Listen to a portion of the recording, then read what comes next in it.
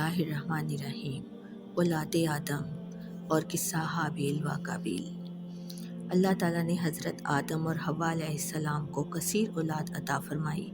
سورہ نساء میں اس واقعے کو بیان کرتے ہوئے فرمایا، لوگو اپنے پروردگار سے ڈرو جس نے تم کو ایک جان سے پیدا کیا اور اسی سے اس کا جوڑا بنایا، پھر ان دونوں سے کثرت سے مرد و عورت پیدا کر کے روئے زمین پر پھیلا دیے، اور اللہ سے ڈرو جس کے نام کو تم اپنی حاجت کا ذریعہ بناتے ہو، اور قطع رحمی سے بچو، کچھ شک نہیں کہ اللہ تمہیں دیکھ رہا ہے۔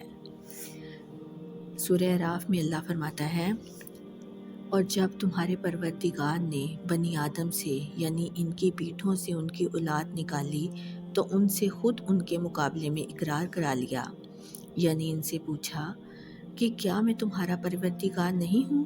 وہ کہنے لگے، کیوں نہیں، ہم گواہ ہیں کہ تو ہمارا پروردگار ہے۔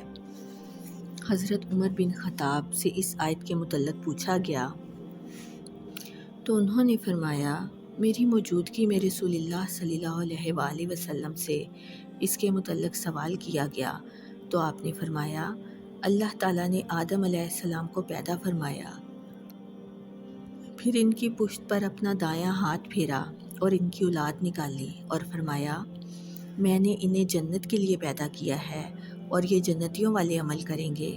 پھر ان کی پشت پر دوبارہ ہاتھ پھیرا اور مزید اولاد ظاہر فرمائی اور ارشاد فرمایا، میں نے انہیں جہنم کے لیے پیدا کیا ہے اور یہ جہنمیوں والے عمل کریں گے۔ ایک آدمی نے کہا، اللہ کے رسول صلی اللہ علیہ وآلہ وسلم، تب عمل کس لیے ہے؟ اللہ کے رسول صلی اللہ علیہ وآلہ وسلم نے فرمایا، جب اللہ تعالیٰ کسی بندے کو جنت کے لیے پیدا فرماتا ہے تو اسے جنتیوں والے عمل کی توفیق دیتا ہے اور وہ شخص ان کی وجہ سے جنت میں داخل ہو جاتا ہے، اور جب اللہ تعالیٰ کسی بندے کو جہنم کے لیے پیدا کرتا ہے تو اسے جہنمیوں والے اعمال میں مشغول کر دیتا ہے اور وہ شخص ان کی وجہ سے جہنم میں داخل ہو جاتا ہے۔ آدم علیہ السلام کی اولاد سے وعدہ لیا گیا تھا، انہوں نے اس حدیث سے بھی استدلال کیا ہے جو حضرت انس بن مالک سے مروی ہے کہ نبی صلی اللہ علیہ وآلہ وسلم نے فرمایا، قیامت کے دن ایک جہنمی سے کہا جائے گا کہ اگر تیرے پاس پوری دنیا کا مال و دولت ہو تو کیا تو فدیے کے طور پر وہ سب دے دے گا؟ وہ کہے گا ہاں۔ اللہ تعالیٰ فرمائے گا کہ میں نے تجھ سے اس سے آسان چیز کا مطالبہ کیا تھا جب تو آدم علیہ السلام کی پشت میں تھا، اور اس وقت میں نے تجھ سے ایک وعدہ لیا تھا کہ تو میرے ساتھ شرک نہیں کرے گا، لیکن تو نے پھر بھی شرک کرنے پر ہی اصرار کیا۔ حضرت ابی بن کعب نے فرمایا، اللہ تعالیٰ نے اس دن ان سب کو جمع کیا جو آدم علیہ السلام کی پشت سے قیامت تک پیدا ہونے والے تھے، ان کو پیدا کر کے ان کی صورتیں بنا کر انہیں بولنے کی طاقت دی۔ وہ بولنے لگے تو ان سے عہد و پیمان لیا اور انہیں خود پر گواہ ٹھہرایا۔ فرمایا، کیا میں تمہارا رب نہیں؟ انہوں نے کہا ضرور ہے اللہ تعالیٰ نے فرمایا، میں تم پر ساتوں آسمانوں اور ساتوں زمینوں کو گواہ بناتا ہوں اور تم پر تمہارے باپ آدم علیہ السلام کو گواہ بناتا ہوں۔ قیامت کے دن یہ نہ کہنا ہمیں اس کا علم نہ تھا۔ یاد رکھو، میرے سوا کوئی معبود نہیں اور میرے سوا کوئی مالک نہیں، میرے ساتھ شرک نہ کرنا۔ میں تمہارے پاس رسول بھیجوں گا جو تمہیں میرا عہد و پیمان یاد دلا کر تمہیں اس کی خلاف ورزی کی سزا سے ڈرائیں گے، اور میں تم پر اپنی کتاب نازل کروں گا۔ انہوں نے کہا، ہم گواہی دیتے ہیں کہ تو ہمارا رب اور ہمارا معبود ہے، تیرے سوا ہمارا کوئی رب نہیں۔ چنانچہ اس دن انہوں نے تعمیل احکام کا اقرار کیا۔ اللہ تعالیٰ نے ان کے باپ آدم علیہ السلام کو بلند کیا، اس نے ان سب کو دیکھا تو ان میں امیر، غریب، خوبصورت اور بدصورت افراد نظر آئے۔ انہوں نے کہا، یا رب، کاش تو ان سب کو برابر کر دیتا۔ اللہ تعالیٰ نے فرمایا، میں چاہتا ہوں کہ میرا شکر ادا کیا جائے۔ آدم علیہ السلام کو ان میں پیغمبر بھی نظر آئے جو روشن چراغوں کی طرح منور تھے، ان میں رسالت و نبوت کا ایک خاص وعدہ بھی لیا گیا۔ اسی دوسرے میثاق کے بارے میں اللہ تعالیٰ نے سورہ احزاب میں فرمایا ہے، اور جب ہم نے پیغمبروں سے عہد لیا اور تم سے اور نوح اور ابراہیم اور موسیٰ اور مریم کے بیٹے عیسیٰ سے اور عہد بھی ان سے پکا لیا۔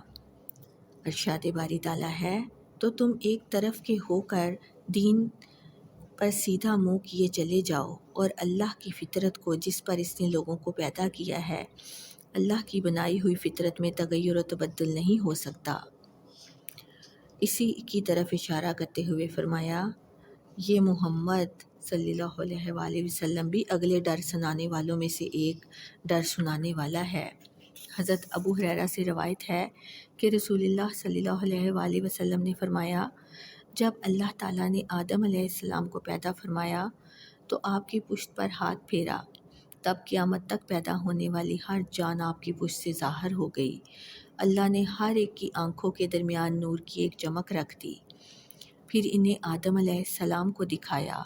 آدم علیہ السلام نے کہا یا رب یہ کون ہیں؟ اللہ تعالیٰ نے فرمایا یہ تیری اولاد ہے۔ آپ کو ان میں ایک آدمی نظر آیا جس کی پیشانی کی چمک آپ کو بہت اچھی لگی۔ فرمایا یا رب یہ کون ہے؟ اللہ تعالیٰ نے فرمایا یہ تیری اولاد میں آخری زمانے کی قوموں میں سے ایک آدمی ہے جس کا نام داؤد علیہ السلام ہوگا۔ فرمایا یا رب تو نے اس کی عمر کتنی مقرر کی ہے؟ اللہ تعالیٰ نے فرمایا 60 سال۔ آدم علیہ السلام نے فرمایا یا رب اسے میری عمر میں سے 40 سال عطا فرما دے۔ جب آدم علیہ السلام کی عمر مکمل ہوئی تو موت کا فرشتہ آ گیا۔ انہوں نے کہا کیا میری عمر میں سے 40 سال باقی نہیں ہیں؟ اس نے کہا کیا وہ اپنے بیٹے داؤد علیہ السلام کو نہیں دے دیے؟ آپ علیہ السلام نے انکار کیا تو آپ کی اولاد میں بھی انکار کی عادت رہی۔ آدم علیہ السلام بھول گئے، آپ کی اولاد بھی بھولنے والی ہوئی۔ آدم علیہ السلام سے غلطی ہوئی، آپ کی اولاد بھی غلطیاں کرنے والی ہوئی۔ حضرت عبداللہ بن عباس سے روایت ہے کہ نبی صلی اللہ علیہ وآلہ وسلم نے فرمایا اللہ تعالیٰ نے اولاد آدم سے نعمان یعنی عرفات کے مقام پر عہد لیا۔ اللہ تعالیٰ نے ان کی تمام اولاد کو جو اس نے پیدا کی ہے ان کی پشت سے نکالا، انہیں اپنے سامنے چیونٹیوں کی طرح بکھیر دیا، پھر ان سے براہ راست کلام کرتے ہوئے فرمایا کیا میں تمہارا رب نہیں ہوں؟ انہوں نے کہا یقیناً ہے، ہم گواہی دیتے ہیں۔ اللہ تعالیٰ نے فرمایا مبادا تم قیامت کے دن کہو ہمیں تو اس کا علم ہی نہیں تھا، یا کہو ہمارے باپ دادا نے شرک کیا تھا اور ہم تو انہی کی اولاد تھے، اس لیے ان کی راہ پر چل پڑے۔ کیا تو ہمیں جھوٹے لوگوں کے اعمال کی وجہ سے تباہ کر دے گا؟ کیا آدم و حوا کے ہاں جنت میں اولاد ہوئی تھی یا نہیں؟ اس میں اختلاف ہے۔ دوسرے قول کے مطابق ان کے کچھ بچے جنت میں بھی پیدا ہوئے جن میں قابیل اور ان کی بہن بھی شامل تھے۔ تاریخ طبری میں ہے کہ ان کے ہاں ہر بار ایک لڑکا اور ایک لڑکی پیدا ہوتے تھے اور انہیں یہ حکم تھا کہ ہر لڑکے کی شادی دوسرے لڑکے کے ساتھ پیدا ہونے والی لڑکی سے کریں اور دوسرے کی شادی پہلے کے ساتھ پیدا ہونے والی لڑکی سے کریں، یعنی اس لڑکی سے شادی کرنا جائز نہ تھا جو لڑکے کے ساتھ پیدا ہوئی۔ قابیل اور حابیل کا واقعہ اللہ تعالیٰ نے قرآن مجید میں فرمایا ہے اور اے محمد صلی اللہ علیہ وآلہ وسلم ان کو آدم کے 2 بیٹوں حابیل اور قابیل کے حالات ٹھیک ٹھیک پڑھ کر سنا دو کہ جب ان دونوں نے اللہ کی جناب میں کچھ نیازیں چڑھائیں تو ایک کی نیاز تو قبول ہو گئی اور دوسرے کی قبول نہ ہوئی، تب قابیل حابیل سے کہنے لگا کہ میں تجھے قتل کر دوں گا۔ اس نے کہا کہ اللہ پرہیزگاروں ہی کی نیاز قبول فرمایا کرتا ہے، اور اگر تو مجھے قتل کرنے کے لیے مجھ پر ہاتھ چلائے گا تو میں تجھ کو قتل کرنے کے لیے تجھ پر ہاتھ نہیں چلاؤں گا۔ مجھے تو اللہ تعالیٰ سے ڈر لگتا ہے، میں چاہتا ہوں کہ تو میرے گناہ میں بھی ماخوذ ہو اور اپنے گناہ میں بھی، پھر اہل دوزخ میں ہو، اور ظالموں کی یہی سزا ہے۔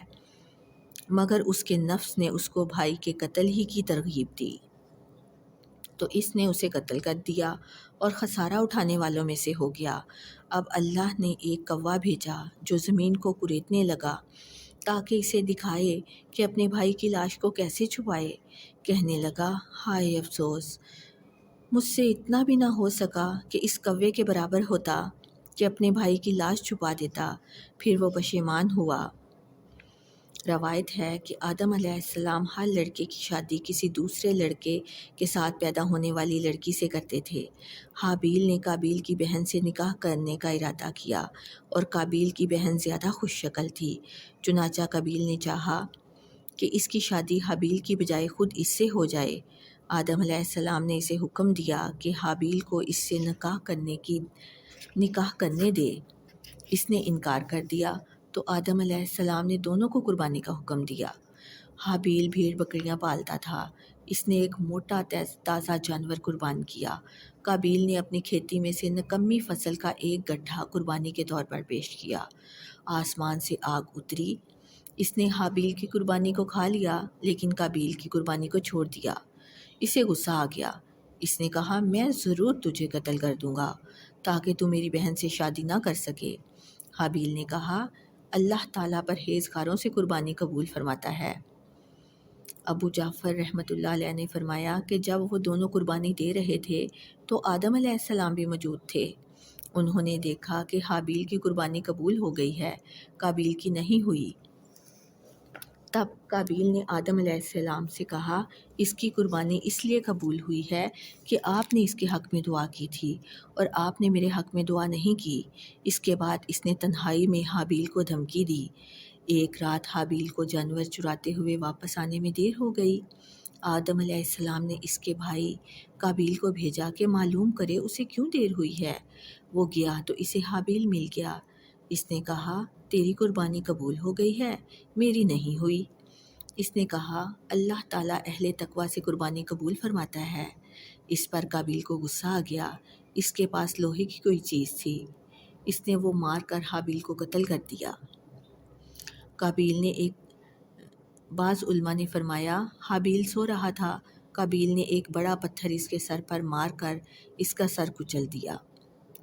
بعض علماء فرماتے ہیں بلکہ اس نے زور سے اس کا گلا گھونٹا اور درندوں کی طرح اسے دانتوں سے کاٹا جس سے وہ فوت ہو گیا۔ اللہ تعالیٰ نے فرمایا ہے کہ جب قابیل نے حابیل کو قتل کی دھمکی دی تو حابیل نے کہا اگر تو قتل کرنے کے لیے مجھ پر ہاتھ چلائے گا تو میں تجھ کو قتل کرنے کے لیے تجھ پر ہاتھ نہیں چلاؤں گا، مجھے تو اللہ رب العالمین سے ڈر لگتا ہے۔ سورہ مائدہ۔ رسول اللہ صلی اللہ علیہ وآلہ وسلم نے فرمایا جب دو مسلمان تلواریں لے کر لڑنے کے لیے ایک دوسرے کے سامنے آتے ہیں پھر جنگ کرتے ہیں تو قاتل اور مقتول دونوں جہنمی ہوتے ہیں۔ صحابہ نے عرض کی اللہ کے رسول صلی اللہ علیہ وآلہ وسلم یہ تو قاتل ہے اس لیے سزا کا مستحق ہے، مقتول کا کیا